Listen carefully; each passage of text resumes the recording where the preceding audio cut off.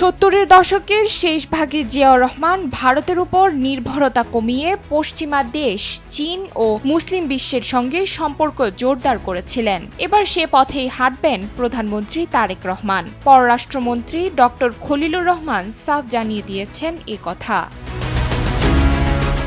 ভারতের সঙ্গে 18 মাসের টানাপড়েন, ভিসা স্থবিরতা, কূটনৈতিক দূরত্ব আর অনিশ্চয়তার আবহ।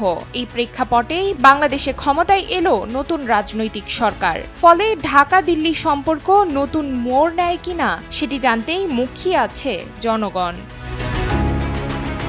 2024 সালের 5 আগস্টের রাজনৈতিক পালাবদলের পর অন্তর্বর্তী সরকার আগের পররাষ্ট্রনীতি থেকে সরে এসে চীন ও যুক্তরাষ্ট্রের সঙ্গে ঘনিষ্ঠতা বাড়ায়। পাকিস্তানের সঙ্গেও সম্পর্ক উষ্ণ হয়। সদ্য দায়িত্ব নেওয়া পররাষ্ট্রমন্ত্রী ডক্টর খলিলুর রহমান বলছেন, বাংলাদেশ ফিরে যাচ্ছে জিয়াউর রহমানের পররাষ্ট্রনীতিতে, অর্থাৎ বাস্তববাদ, বহুমাত্রিক কূটনীতি এবং ভারসাম্যপূর্ণ স্বাধীন অবস্থান।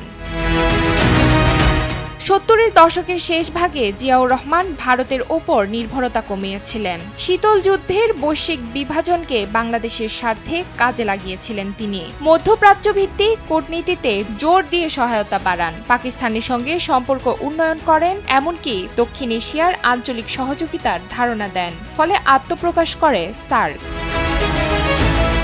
এবারও সামনে এসেছে সবার আগে বাংলাদেশ নীতি। প্রধানমন্ত্রী তারেক রহমান বলছেন, বাংলাদেশ ও এদেশের মানুষের বৃহত্তর স্বার্থ রক্ষা করেই নির্ধারিত হবে পররাষ্ট্রনীতি। ভারতের প্রধানমন্ত্রী নরেন্দ্র মোদীর শুভেচ্ছা সফরের আমন্ত্রণ, ভিসা চালুর ইঙ্গিত সব মিলিয়ে দিল্লিও সম্পর্ক পুনর্গঠনে আগ্রহী।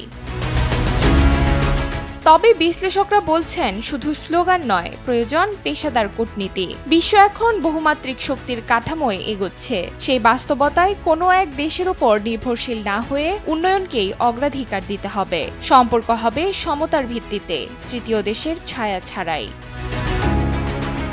নুসরাত তালবিয়া, সময়ের আলো।